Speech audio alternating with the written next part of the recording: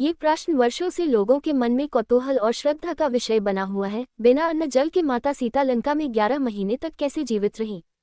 ये प्रश्न केवल धार्मिक या पौराणिक दृष्टिकोण से नहीं, बल्कि आध्यात्मिक और प्रतीकात्मक दृष्टिकोण से भी अत्यंत महत्वपूर्ण है। आइए इसका उत्तर विस्तार से समझते हैं। वाल्मीकि रामायण, तुलसीदास की रामचरितमानस और अन्य कई ग्रंथों में वर्णित है कि रावण माता सीता का हरण कर उन्हें लंका ले गया और वहां अशोक वाटिका में रखा। रावण ने उन्हें अपने महल में न रखकर इस वाटिका में इसलिए रखा क्योंकि वह जानता था कि सीता का आचरण, तप और शक्ति अत्यंत दिव्य है और वह उनकी इच्छा के विरुद्ध कुछ नहीं कर सकता था।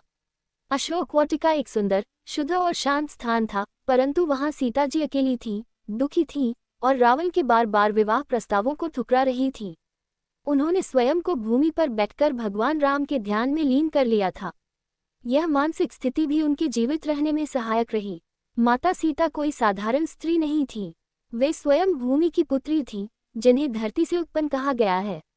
वे तपस्विनी थीं और योगबल से संपन्न थीं। जैसे कई ऋषि मुनि वर्षों तक केवल वायु पर जीवित रहते हैं, वैसे ही माता सीता भी आत्मिक शक्ति और तपस्या के बल पर जीवित रहीं। योग शास्त्र के अनुसार जब कोई साधक गहरे ध्यान या समाधि की अवस्था में होता है, तब शरीर की आवश्यकता बहुत कम हो जाती है। सांस धीमी हो जाती है, ऊर्जा क्षय नहीं होती और व्यक्ति अल्पाहार या निराहार रह सकता है। अशोक वाटिका कोई साधारण बाग नहीं था, बल्कि वह रावण की लंका का एक पवित्र और शक्तिशाली स्थान था। वहां पर अद्भुत औषधीय और दिव्य वृक्ष पौधे थे। अनेक विद्वानों के अनुसार वहां की प्राकृतिक ऊर्जा और औषधीय वातावरण से सीता जी को जीवन शक्ति मिलती रही। कुछ ग्रंथों में संकेत मिलता है कि वातावरण में दिव्य फल फूल और निर्मल जल उपलब्ध था। हालांकि माता सीता ने व्रत लिया था कि जब तक राम उन्हें मुक्त नहीं कराते, वे अन्न जल ग्रहण नहीं करेगी।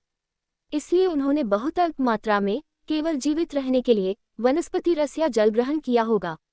सीता माता के जीवित रहने का सबसे बड़ा कारण था उनका दृढ़ संकल्प और मानसिक शक्ति। उन्होंने प्रण लिया था कि वे केवल श्री राम को ही अपना पति मानेंगी और उनकी प्रतीक्षा करेगी, चाहे इसमें उन्हें कितना भी समय लगे या कष्ट सहना पड़े। ये संकल्प उन्हें भीतर से शक्ति देता रहा। मानव शरीर की जीवनी शक्ति जब अत्यंत प्रबल होती है, तब वह असंभव को संभव बना देती है।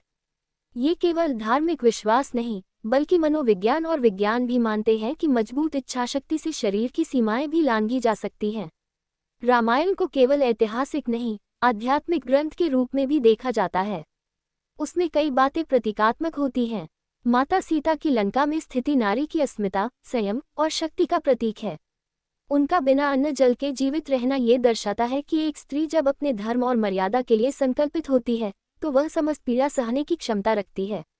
वाल्मीकि रामायण में हनुमान जी के लंका पहुंचने पर माता सीता को संदेश देते समय वे कहते हैं कि हे माता, प्रभु राम शीघ्र ही आपको मुक्त कराएंगे।